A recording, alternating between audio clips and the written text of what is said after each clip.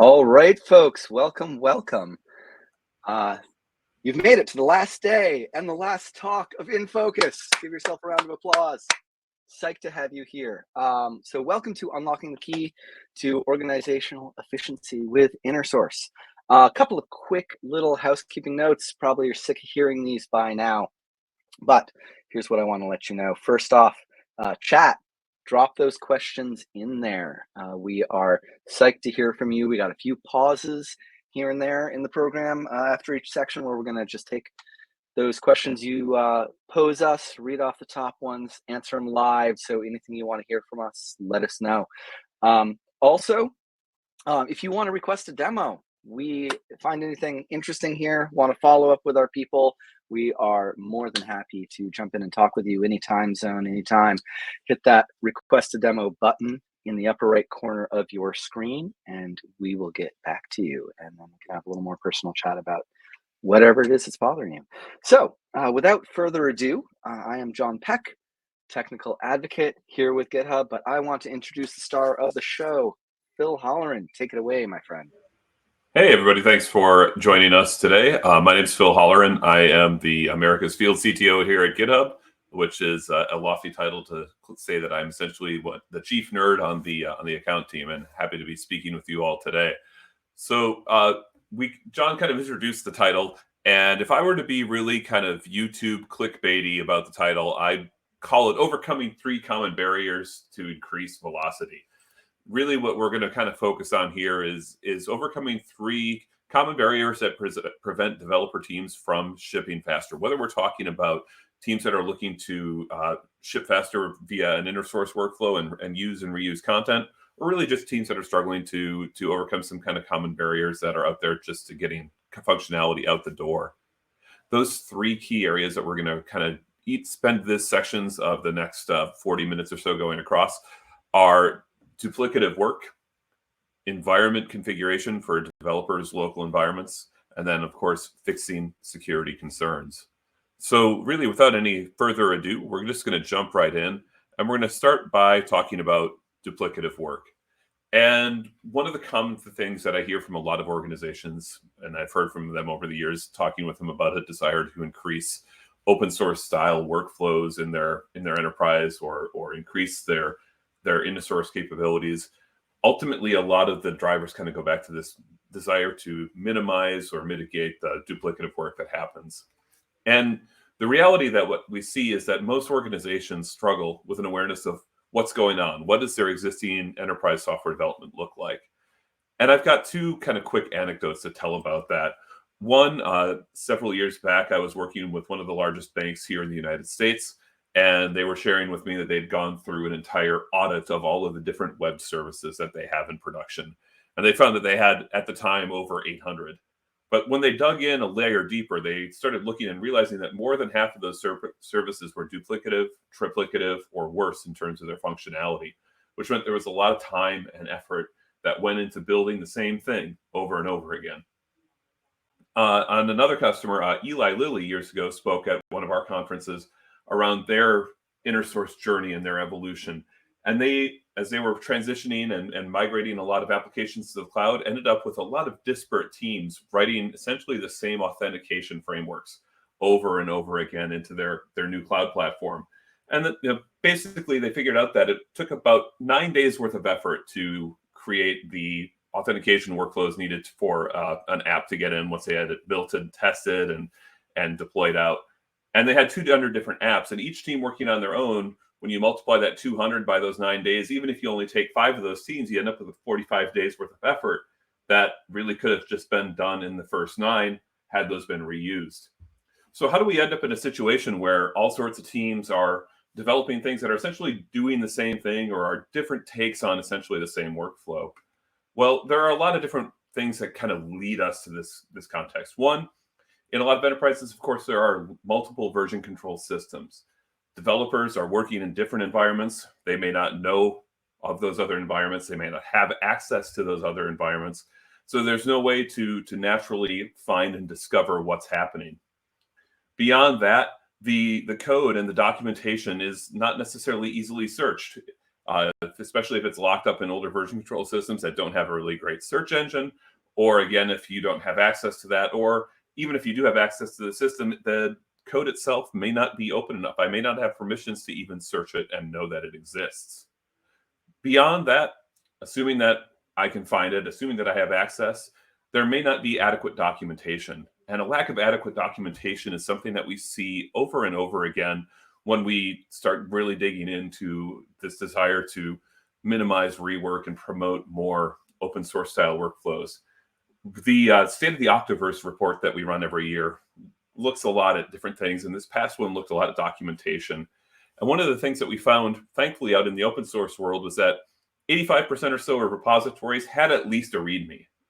But for the data that we have telemetry into from private repositories and enterprise repos, it was almost exactly reversed. Almost 85% didn't have even a basic README. Never mind anything like GitHub pages or wikis documenting their code. So without an ability to understand what a particular repository is, how I should use it, there's really no way to promote any sort of reuse of it. And then, of course, lastly, as organization size grows, the distance between developers and the organization grows, and it becomes harder to facilitate any form of knowledge transfer or knowledge sharing among the organization. So if that's the why, then, well, what are some things that we can do about it? So first and foremost, we're at GitHub, and we're talking to you via InFocus, and I have a heavy opinion here, but no matter which system, you really do need a single, highly searchable version control system. One place where all of your development teams are going to store, find, use, and reuse their code. And there are a number of reasons behind this, but to me, one of the biggest benefits is what you get from a network benefit. The more people and the more content that's part of a system, the value of it really begins to grow exponentially. We saw this over the past really, decade plus with GitHub.com and open source. The more developers that came in and started contributing code into the open source at GitHub.com led more people to use that code, led communities to build around it, brought in more people, and that continued to amplify to the point where open source is the standard way of doing business today. We need to create those same types of network effects internally within an organization, and getting everyone and having all their code in one place is really kind of the fundamental building block of that. But getting the code in one place really isn't just enough to make things change or things happen. It really just kind of lays the foundation for a number of practices and cultural changes to build on top. After that, the next step is really to maintain robust documentation in GitHub. Now, that robust documentation could be take on a number of ways. If you could be using READMEs, which we would render as you navigate through GitHub at every single folder level you have a README, we'll render that directly in GitHub.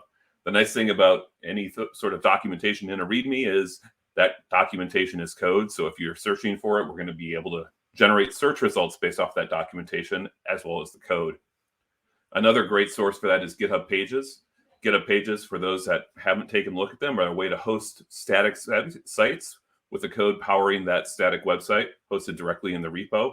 Another great source for kind of rich, well-formatted multi-page documentation. And then GitHub does have a lightweight wiki solution that can be used as well. Again, it's in a Git repo, and that becomes searchable. Then we want to default to internally open repositories. And this gets back to that whole kind of bit I mentioned earlier, where even if you have access into the version control system, the ability to find, use, learn from, and reuse code is only going to be as good as it can be searched, and it's only as good as you have permissions to see. Now, this doesn't mean that everything needs to be opened up to the public or everything needs to be made open to contributions from anyone in kind of a Wild West form.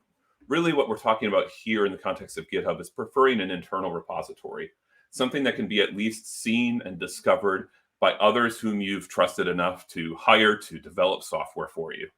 Then we can go a couple of steps beyond that and start looking at how do we actively promote good contributions to those repositories for proposed changes. Of course, nobody being free to modify production. The second thing that can really help in this area is heavily leveraging something like a repository template to share and create your established patterns and norms for how software should be developed, ideally with an internal repository, and have that template available as that starting point. so that people can jump in and reuse, if not reusing an existing application, reusing and starting with a well-known established pattern and template that they can use to accelerate their development. Now, beyond that, it really helps to provide a way for people to navigate between content, especially as organization size and the number of repositories grow. We recognize that repositories are related to one another. They may be part of the same overall ecosystem, the same platform. They might even be tied together in a build. And GitHub provides ways to establish that linkage between repositories. And one of the best ways to do that is with topics. Here on the screen, you're seeing the Electron repository and a number of topics that's applied to it. But from an enterprise perspective, you can apply topics that constitute the system or systems that repositories might roll into, the business unit or units responsible for maintaining that repository, the teams responsible for maintaining that repository, the language, the framework. And then if I search for that topic, or if I click on that topic, I'm immediately taken to other things that are relevant to that topic, so that I don't have to go searching through 10 or 15,000 repositories. I can have that kind of link-based depth of search that I get by just clicking on the next appropriate thing. Then, of course, we want to design for reuse.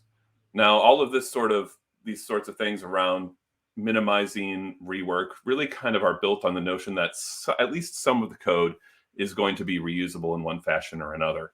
And there are really two components to being able to design for reuse. One is making a deliberate cultural and practice decision to take reusable logic and package it up in something like a reusable package that can be distributed by a package manager.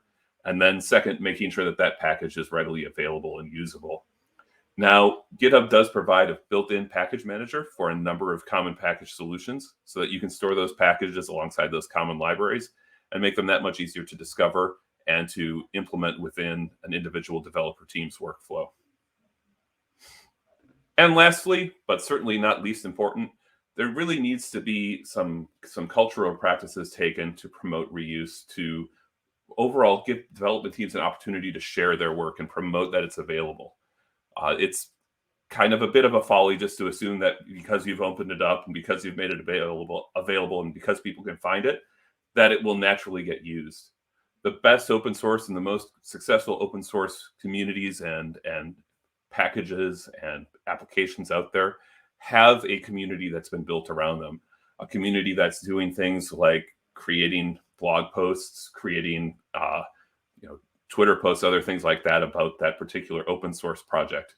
Internally, that same type of promotion might take the way of internal blog posts, things on the internet, an internal dev day or knowledge sharing session to share what you're working on and how others can use it, benefit from it, and contribute back. Now, those communities can be built in a lot of different ways. You might be using a GitHub discussion as a place to host a community and have conversations about the project. Maybe it's a Slack group or a Teams group or some other form of meetup. But again, the need to build that community around those projects, to build the awareness of it and showcase what's possible and invite others to contribute is what really helps to make sure that that InnerSource repository or that approach doesn't just sit as an open repository waiting for contributions, but one that's actively out engaging with a user community. So with that, we want to kind of take a break here for just a moment before we move on to the next section and address a couple of questions that you all might have specifically around minimizing duplicative work and overcoming obstacles to that. And I know Jon's been keeping an eye on the questions for us. Cool. So yeah, I've got a couple for you here. First off, in most cases, we want to keep these things, as public as possible within the company. But sometimes there's regulatory reasons or other rationale when it is necessary to keep them private. So in that case, suggestions for how to audit that kind of company-wide to find out where things have been made to public, whether it's organization public or enterprise-wide, and pin them down and figure out which ones to privatize. Sure, that's a good question. I'm going to push back on that and flip it around a little bit. What we tend to find is there tends to be an over hesitance toward making things private and having something be shareable the exception. A couple of customers, especially one or two that are in the insurance space here in the United States that I'm thinking of right now, actually have it as a default to internal, and there's an exception process to create a private repository. So if you're doing something where you feel that this needs to be private, you open up an issue, there's a little bit of automation that creates a private repository for you on the back end, because you document that this repository is something that we're doing that is in joint collaboration with the U.S. Department of Defense or with a regulatory agency. And so they've chosen it as an exception process to get a private repository. Now, in terms of figuring out what repositories you have that are private versus internal, we certainly have APIs that can be used to query all of the repositories in an organization and return their visibility. But ultimately, it's upon the organization to decide what constitutes something that needs to be private or not. And the hesitancy there is, interrogating not necessarily what does this application, what is in the code versus what does the application do. Again, in finance, an application that is processing payments may not be something that needs to be blocked from everyone. Obviously, the dev, test, and deploy databases might need to be, but the application code itself could still be there to be reused. So it's all, again, about applying that policy. We're going to provide you the tools to figure out what repositories have which visibility, but beyond that, it'll be up to you all to decide, what constitutes something that needs to be a little bit more protected. Cool.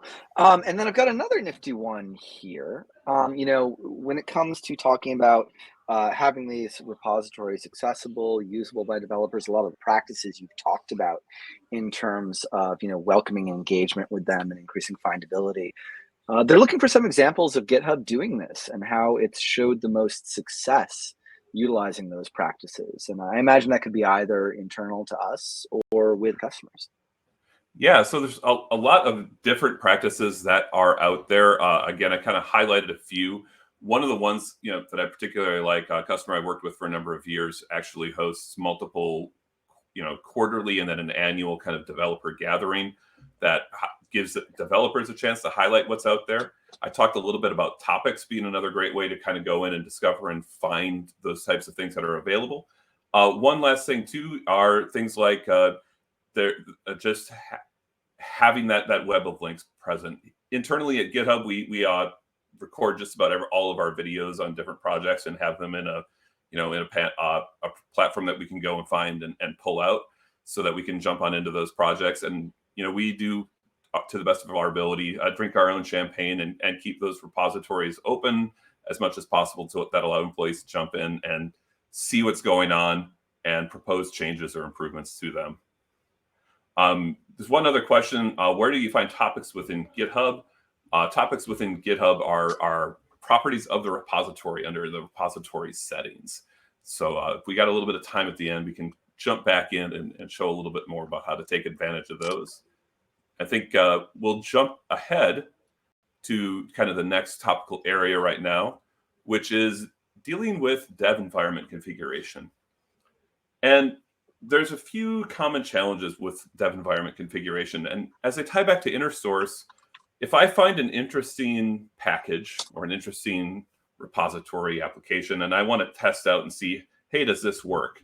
Or if I want to start contributing in, there's a barrier to entry that exists that presumes that I'm going to be able to quickly install and start using that particular repository.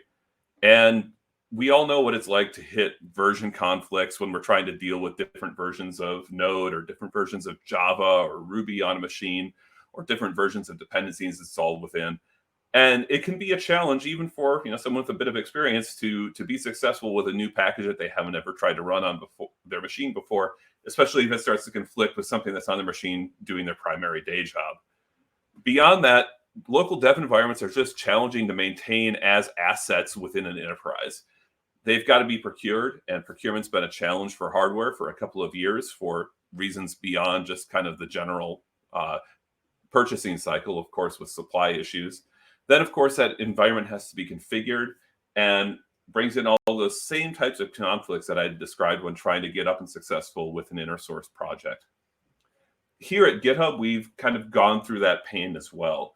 I started many years ago. We had a total company size of about 300. We had about 150 engineers. Now we are, well north of 2,000. We've got over 1,000 engineers, and we have to now maintain and keep consistent those developer environments across all those machines. If you know anything about GitHub, Mac OS is our kind of primary hardware platform. And Apple also decided a while ago to stop supporting the x86-64 architecture and decided instead to switch to ARM, which is great from an end user perspective, from power utilization and performance, but it kind of borked our complete developer environment. Beyond that, of course, even before that, we were continuing to see more and more conflicts with packages and other things as we evolved from a single application into a web of different services that are outside of our Ruby monolith. And as a result, we had a team of engineers that were really dedicated to doing nothing but fixing developer pain points and developer conflict. All of that is costly and time consuming and really just kind of a pain. So what did we end up doing to this? Well, our response was to move our local developer environment to the cloud. But we didn't want to recreate the problems of the past. We didn't want to take the problems of maintaining a desktop and just shift them from a local machine to a VDI or something like that, where we're still going to have to blow it away and recreate it in the future. Instead, what we've done is we created a way to have containers that are spun up on a network isolated VM, define configuration as code within the repository so that each repository has its standardized developer environment, whether that standardization is the container or containers that are built as a part of that repository, the plugin or plugins that get pushed directly into VS Code if we spin it up in a browser. And then that gives us a consistent environment across every repository that we need. Plus, it also allows us to make sure that we have an appropriately sized machine for the project that we're going into. So for GitHub, which we're going to jump into in a second, we can spin up quickly a 32-core vCPU machine with all the RAM that we need, with all the containers ready to go on it. And instead of having it take a few hours to bootstrap a machine, clone down a 12 gigabyte repository, run the bootstrap scripts on the repository, hydrate the dev databases, etc., we can get developers up and running within about 30 to 45 seconds. And rather than have me talk about that and show slides, it might be a little better to just kind of jump in and show what that experience looks like. So here I am in GitHub, and this is just me kind of showing you that there's nothing up my sleeve. I have no code spaces running right now. And this is GitHub, or the source code for the primary thing that we're looking at right now. And as a developer, when I want to jump in and start working on GitHub and I need to get an environment to start proposing a change, I come on over here, I click code, and I go and create a code space on the primary branch. Clicking that button is doing something for me right now. It's spinning up a new 32-core VM that we've pre-configured for GitHub. It's spinning up the containers associated with that. And then it's going to drop me into a web-hosted version of VS Code. Now, if I don't want to use VS Code in the web, I have a number of other options. I can go ahead and connect to this code space via a locally hosted version of VS Code. I can also get into this code space via SSH, and I can edit via Vim or Emacs or really anything else that I might want to do via SSHing in. And we're going to be introducing support for additional IDEs here in the future. But again, the key thing, I'm jumped in, and here we are within this repository. I have my entire repository available in the code space, and I can do something right now, and I'm going to run script/server to go ahead and start up a dev version of GitHub. It's going to take just a second for that to run and start generating the HTML pages off of Ruby. But while I do that, I'm going to click right down here on the bottom on this little ports list. And what we're doing here with this code space is we've chosen which ports are exposed to the code space. And I can also selectively expose these ports out so that I can see what's running in this code space and either see it myself, which is the default. I can also change that port visibility to share it with others in my organization. So if I need to rubber duck a particular problem and I want another engineer or another person to take a look at what I'm working on, I can share that port out to my organization, send them a Slack message or a Teams message with the port and say, hey, take a look at this. And if my organization has set up the policy that allows me to share ports publicly, and if the repository allows me to do that and it makes sense, perhaps I share it with the public. I'm just going to go ahead and open this up in the browser, and we're going to take a look at our dev version of GitHub running right here. So we're connecting to the forwarded port, and I'm going to see here GitHub in a logged out state. So that is pretty cool. But the power of this, again, comes in the fact that I can quickly make changes and see the impact of those changes just as I would if I were running in a local dev environment. So we're going to go in here quickly and search for where the world builds software. We'll make that a little bigger here so we can see it. This is a little bit small. There we go. We're going to get some, that plus sign is going to be a problem in the search string. This is the joy of a real live demo. You get to watch the person demoing fat finger everything.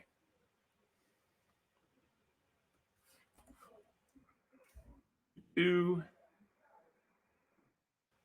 this is where I typically get search results right now. So we will let the live demo gremlins here go for a second and then jump back in. But again, I'm able to quickly expose that port, jump in here.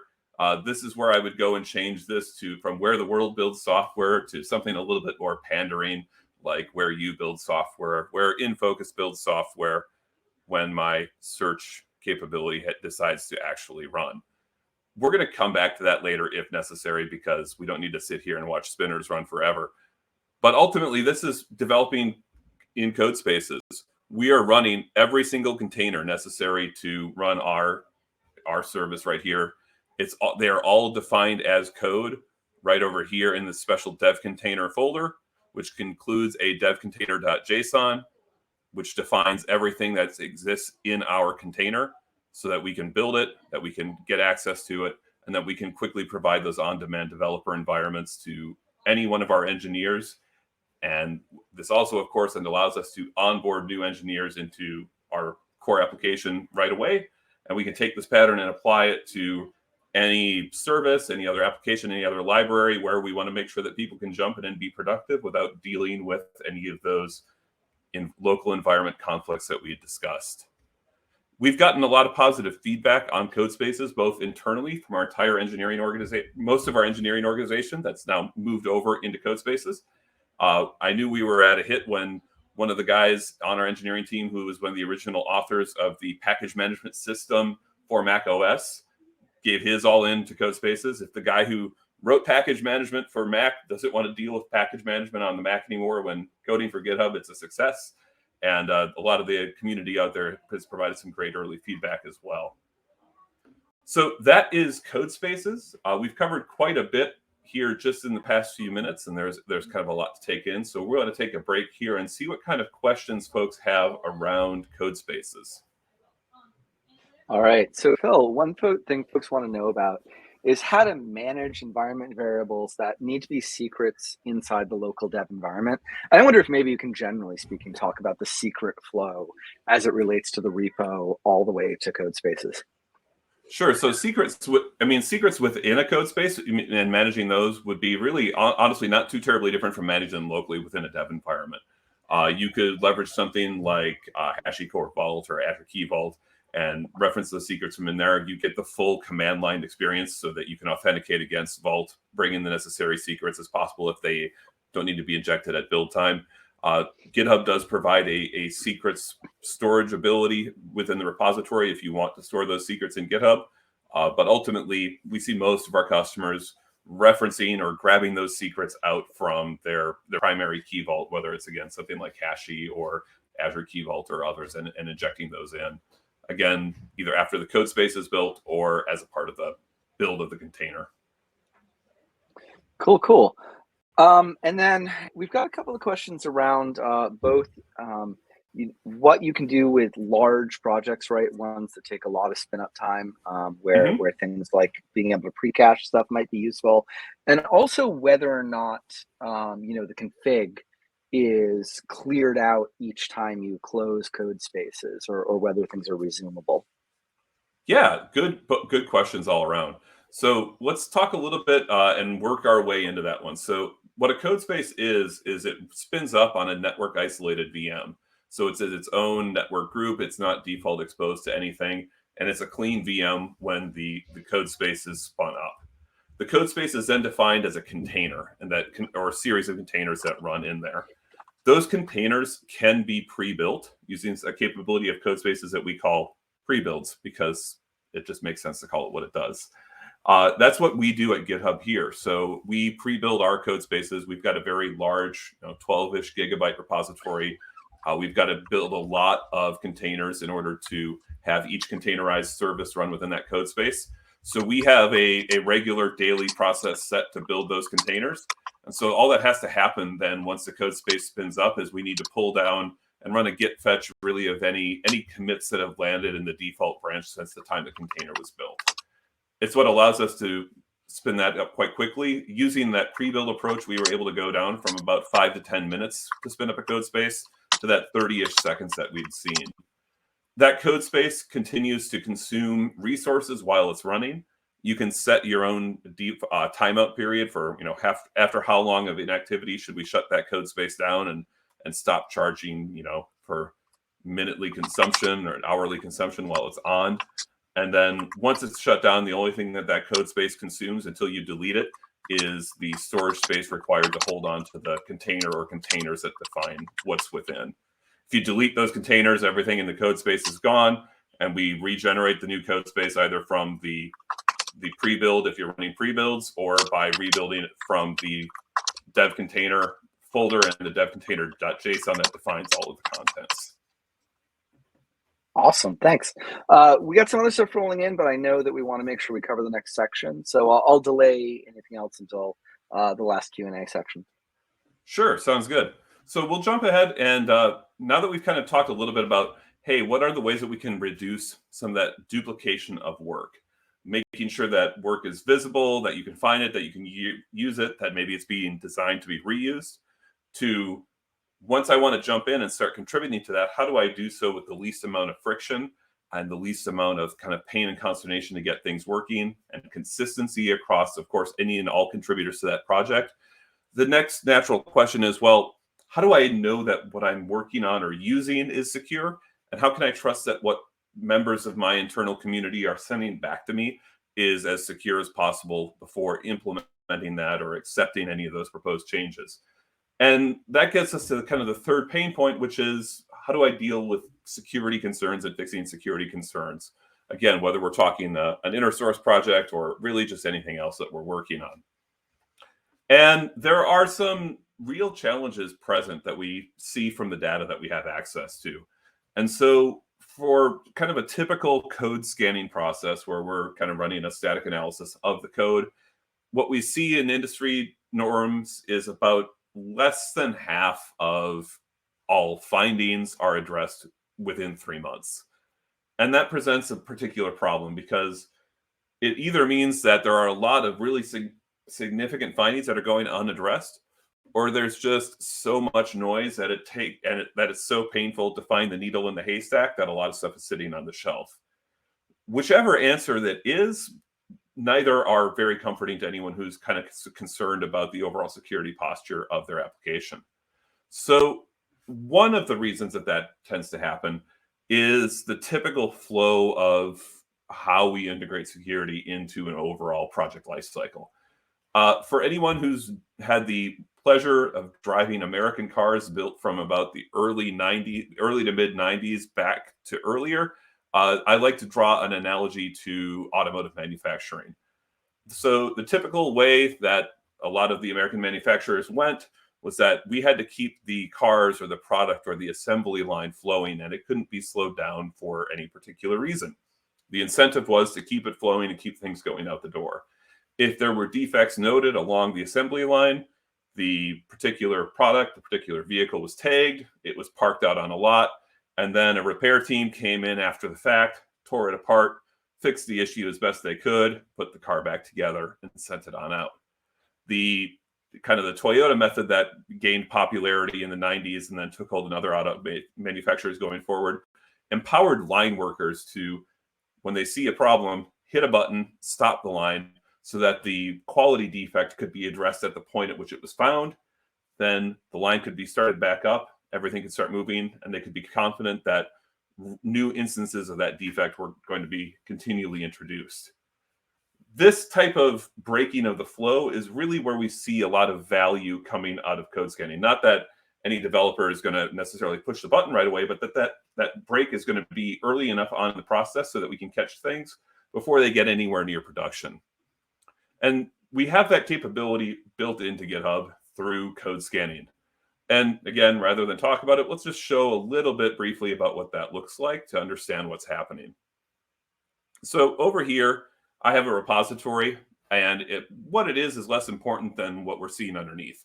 It's a simple Java app. If we were to open it up and take a look, it has a list of recommended books for reading. But the important thing here is that we've got some work in flight that's being proposed in a change, and we want to make sure that we are not introducing new security vulnerabilities to this application as a result of implementing new capabilities and new features. So if I jump here into this pull requests view, we have an open pull request that is going to add a rating feature and some search capability into this application.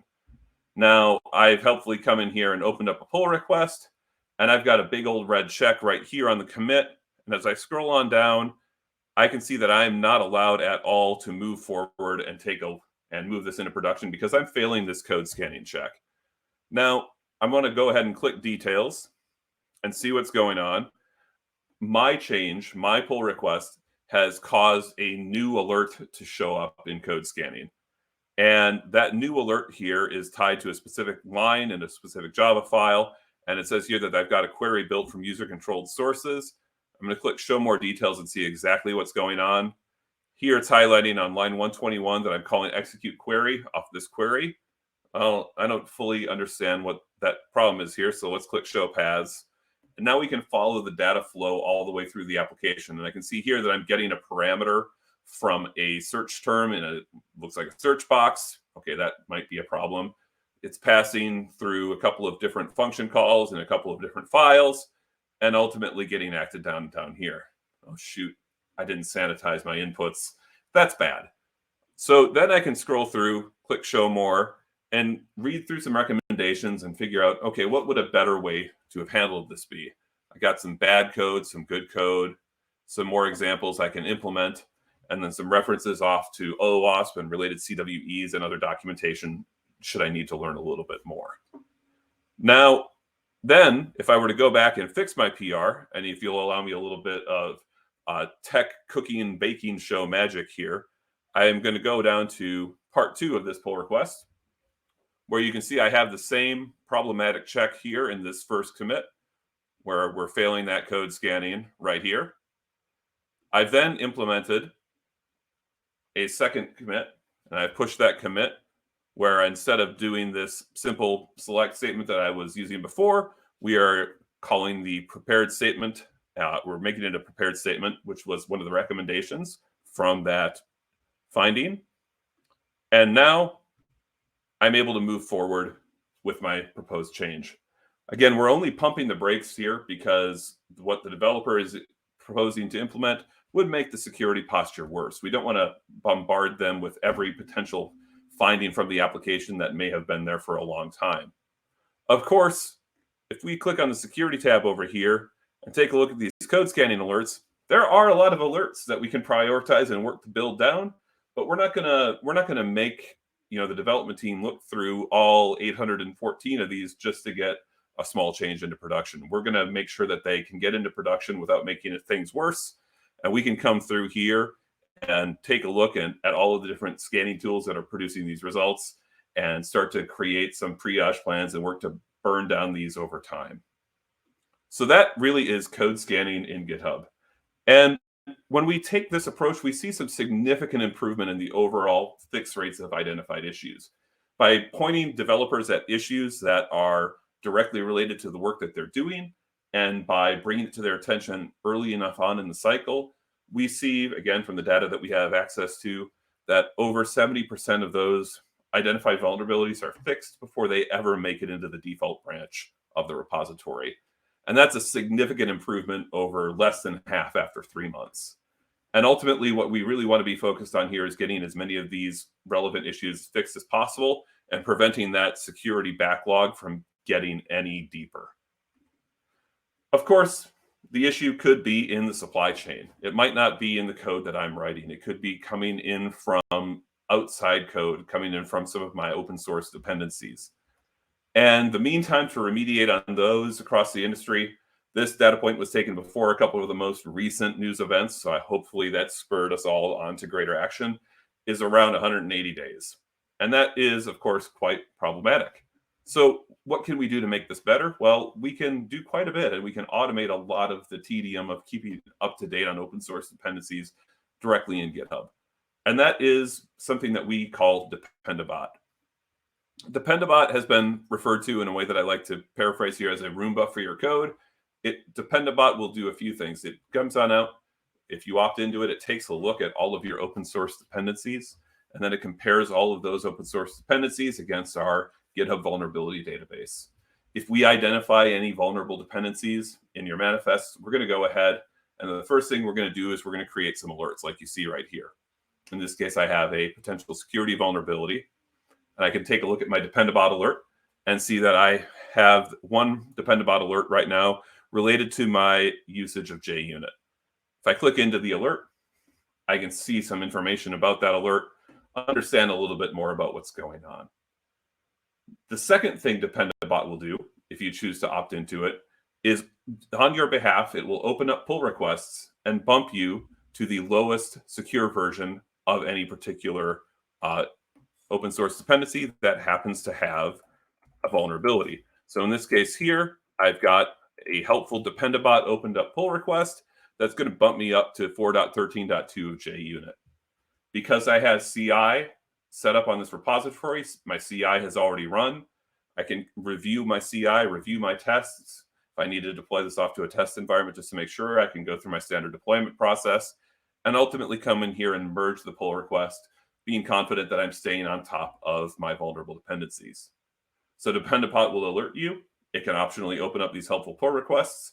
And the third thing that Dependabot can do if you want to really stay on top of your open source dependencies is not only open up these pull requests when there's a vulnerable issue, but if a new version of JUnit comes out and you want to be kept alert and up to date on every single new version and stay as close to the newest, most present and capable version as possible, we can open up those pull requests for you to review as well. We see some significant improvements in remediating open source vulnerabilities by adopting this type of automation. With Dependabot in place, with what we have visibility into, we see that shrink from 180 down to 40. Now that delta is significant, closing things 140 days faster, but 40 is still kind of large. And so, with appropriate care and feeding and monitoring and policies, we can start to really shrink that down on an individual customer basis to make sure that you're staying as up to date as possible. This 40, though, is, again, going in that right direction to the point where we can make sure that we are addressing these vulnerabilities almost as quickly as they're coming out. So that is Dependabot. The last thing, before we kind of jump into summary here, as we're kind of talking about security, I don't have any slides for it, but I do want to take a moment to talk about it because I think it's quite impactful, is one other little bit under the security tab. We've talked about making sure that the code you write is secure. We've talked about making sure that the code you pull in from the open source community is secure.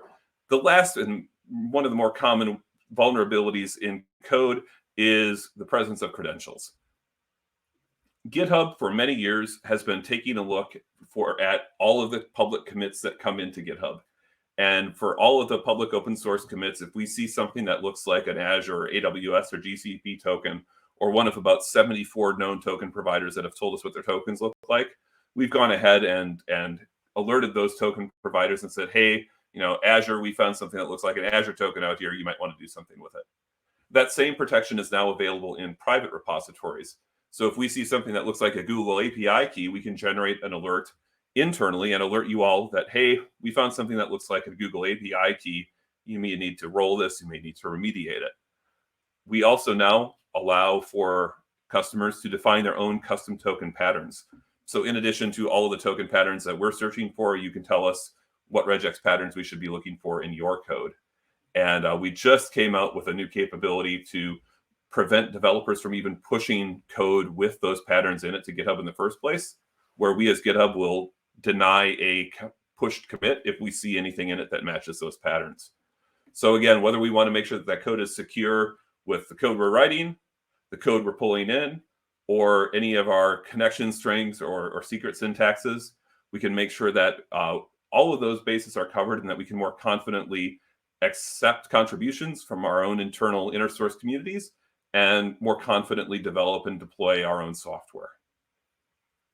So with that, we're going to kind of transition here to our little last question break, because we've gone over really kind of the three common barriers to that greater velocity and that greater InnerSource, making sure that we can do what we can to reduce duplicative work with various cultural practices and capabilities that we can leverage within GitHub, reducing the amount of onboarding time into a new project by having a standardized developer environment codified and ready at the click of a button. And of course, building security analysis directly into those workflows to confidently accept those contributions and deploy our code out.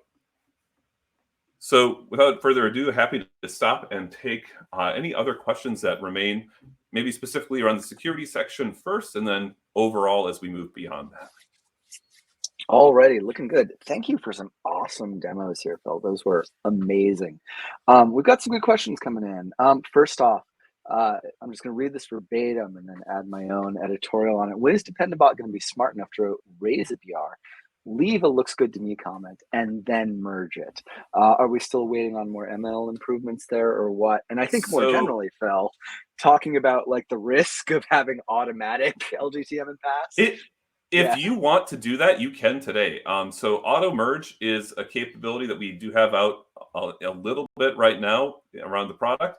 But if you go out to the GitHub Marketplace and look under actions, there are auto merge actions that will allow you to define the properties and parameters by which something should be auto merged.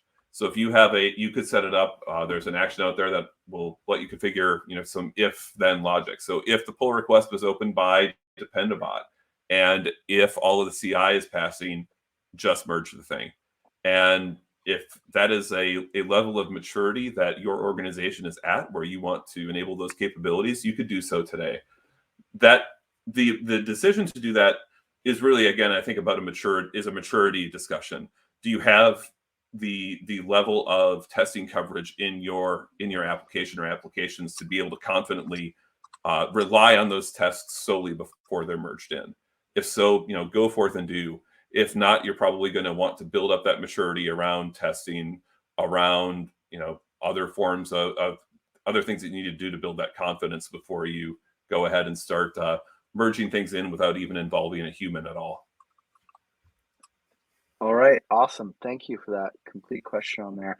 Another really simple one is, does Dependabot require a security license? It does not. Dependabot is something we give to every GitHub customer. We want to do what we can to help you stay as up-to-date and secure as possible. Open source vulnerabilities are things that impact us all. And we genuinely believe we are all safer when we're all safer. So Dependabot is something that is available to every single GitHub user. And the code scanning that I demonstrated is available and will be even more easily consumed by any open source project that is capable of taking it on here in the near future. So we really want to do what we can to make sure that the open source ecosystem is something that we can all confidently depend upon as our core building blocks. Awesome. Yes, we are very happy to bring those all out to folks. I don't know if you raised this yet, but can you talk a little bit more about manually gating insecure releases? Sure. So the manually gating of an insecure release, we could kind of do this in two forms. Without knowing your release queuing and release process, the types of gating that are possible right now within GitHub, GitHub's code scanning will perform checks and will return checks to GitHub pull requests in the forms of the pass-fail type of pass-fail check that other systems do, like Actions or Jenkins or other CI tooling and linters. Within GitHub, you can define what level of security finding should cause that check to be passed or failed. So you can say it's critical, severe, moderate, etc. At which point does a finding constitute that to pop up?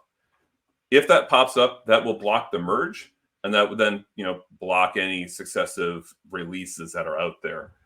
We also do have an action that I we'll hopefully search for and maybe find, if I can drop it into the chat here in enough time before the end, a security policy action written by a colleague of mine with the handle Geek Masher.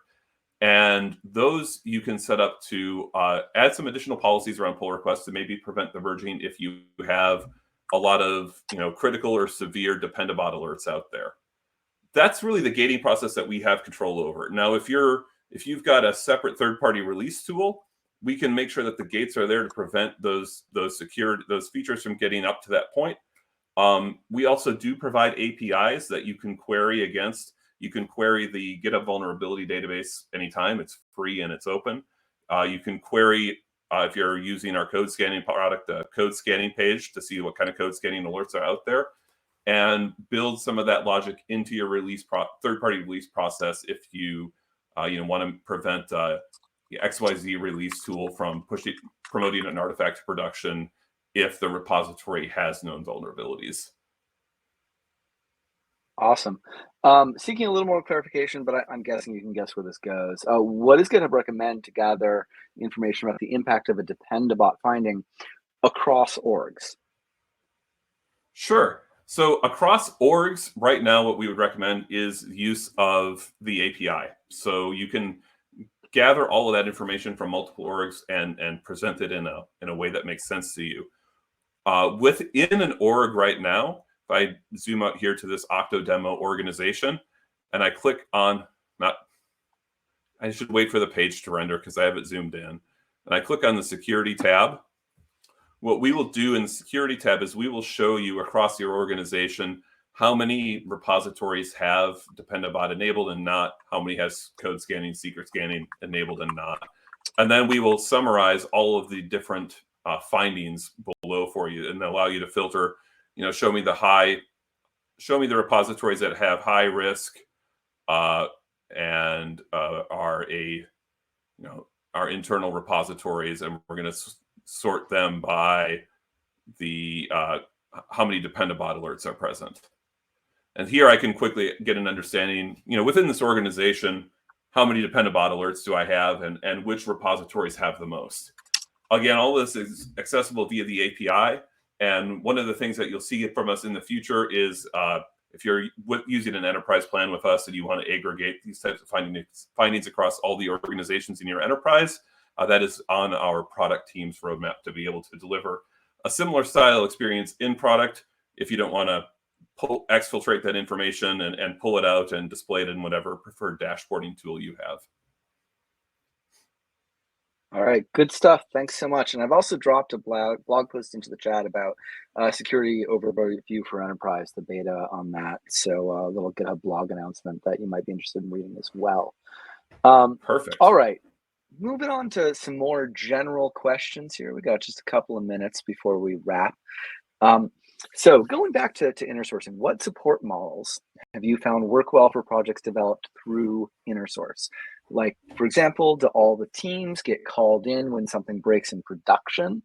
Or do you find more direct ownership is still needed? So the answer to that is it varies. So the way that I like to think about InnerSource projects and support models for them is really akin to the way an open source project supports it. Ultimately, if you follow the journey, and we'll pick a front end, like a custom front end framework that you might be developing. It usually starts as one team built this to meet their specific needs, and then another team or another two teams start using it. Eventually, there become a group of dedicated users from that, and a subset of those ultimately become maintainers of the project that decide the direction. Hey, this is in, this is out, and they help to kind of moderate the overall project in terms of when new issues are opened, new pull requests that take the project in a different direction. But that evolution kind of takes time, and it's one that really kind of forms best when the maintainers of the project include representatives from the disparate users that are out there. Now, when it comes to a support model, and you end up with, let's say you end up with some downtime, and you've got to get a patch into one of those open source libraries in order to, or InnerSource libraries in order to fix your problem. There's probably, there's the quick and dirty way of you can fork the repository, deploy the fork out, and then work to get the change back into the primary, which is how a lot of people work with open source. That's a valid approach. It gets it done quickly. Or, perhaps, again, the representative from your application that's down, that's in that maintainer position, kind of takes on the role of choosing to quickly accept the change so that you don't have to rely on the fork for too long, or kind of facilitates the communication and collaboration with other project maintainers to help them understand what's going on and get to a consensus quickly. I don't necessarily think a single team having ownership over an InnerSource project is ideal, because then it isn't community owned. It's owned by that one group and they just have a lot of users. But getting to a model of community consensus and getting to a level of responsiveness from the community is best. And I think it's best done when it includes those different representatives and has a path toward quick resolution. Again, might be fork, get the change in, we need to keep up, or has that path to quick resolution be represented within the maintainers.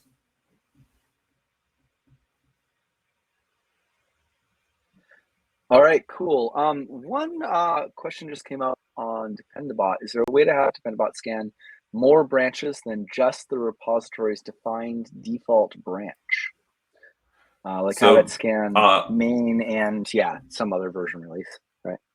Out of the box, no. One of the things that you'll see coming from us soon in terms of product roadmap capability is something that we're calling dependency review, where as a part of the pull request process, we will take a look at any proposed changes to your dependencies that are introduced by the pull request, and then create alerts and eventually create the ability to block those changes if you're introducing vulnerable packages.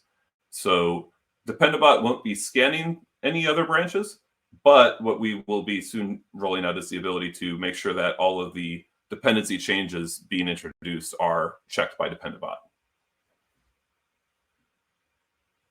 All right, sounds good. Cool. One last question for you, unless anything rolls out in the chat. Now's the time, folks.